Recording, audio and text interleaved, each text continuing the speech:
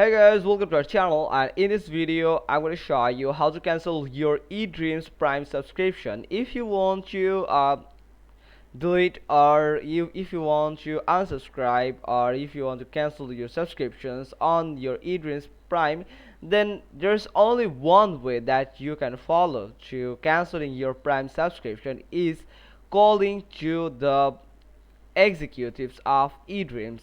So where you will find unit, if you're from United Kingdom or besides that area, you will can just call with this number. For United States you can call this number, Spain you can use this number, and Australia you can use this number, and in Italy you can use this number. So you can just note down all these numbers, and you can just call to the customer care service, where it is line available for 24/7 hours, and that call is completely free, quick and easy.